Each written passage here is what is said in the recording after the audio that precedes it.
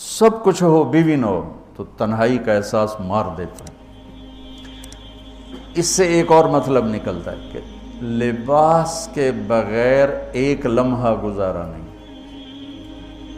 سارا دن پانی نہیں پیتے ہیں نا، اب میں بیان میں پانی پی رہا ہوں، لیکن 16 گھنٹے تو گزارے ہیں نا، پانی نہیں پیا، کھانا نہیں کھایا، 16 سیکنڈ لباس کے بغیر گزار سکتے ہیں؟ بولو۔ کوئی بھی کمرے میں نہ ہو، تم تنہا ہو، تم کپڑے اتارو تو تم اپنے آپ کو عجیب فیل کرو گے، تم خود اپنے آپ کو چادر میں چھپانے کی کوشش کرو گے۔ ان لباس ایک ایسی زبردست ضرورت ہے بلا دلیل کہ تم تنہا کمرے میں بھی کپڑے اتارو تو تم اپنے آپ کو عجیب سا محسوس کرتے ہو۔ اس سے پتہ چلا کہ بیوی کے بغیر کوئی زندگی نہیں ہے اور خامد کے بغیر عورت کی کوئی زندگی نہیں ہے۔ یہ ہمارا بدبخت معاشرہ ہندی کہ کسی بچی کو طلاق ہو جائے وہ گل سڑ کے مر جاتی، اس کی شادی نہیں ہوتی۔ کوئی جوان بچی بیوہ ہو جائے وہ سسک کے مر جاتی، اس کی شادی نہیں ہوتی۔ کوئی 40-50 سال کا ہو جائے مرد، اس کی بیوی مر جائے، کوئی اس کو لڑکی دینے کے لیے تیار کوئی نہیں۔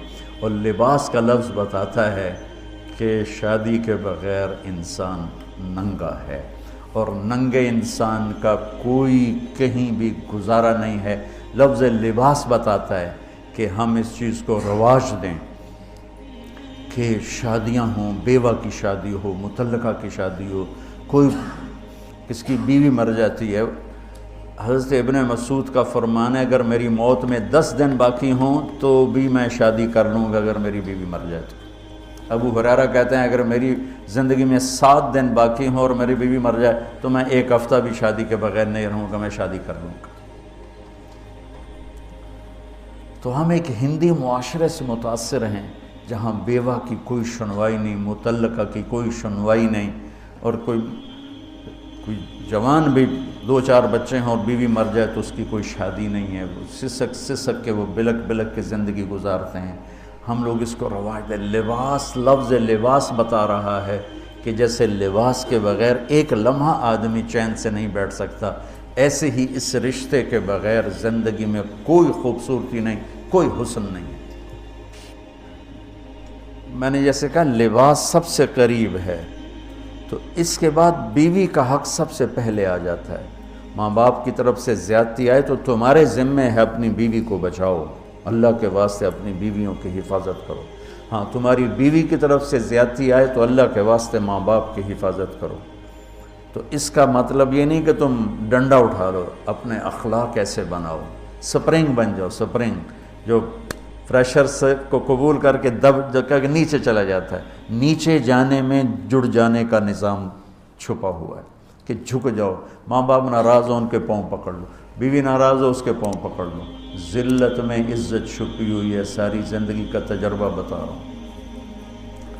ذلت، اللہ کی رضا کے لیے ذلت اٹھانے میں عزت چھپی ہوئی ہے۔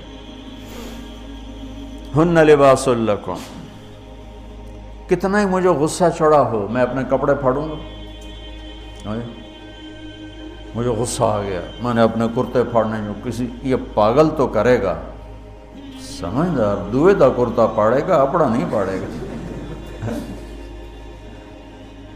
اب مجھے بیوی پہ غصہ چڑھ گیا تو میرا لباس ہے، اس کو تار تار کر دوں، گالیاں دوں، تھپڑ ماروں، تو ایسے جیسے میں اپنے کرتے کو پھاڑ رہا اور اپنے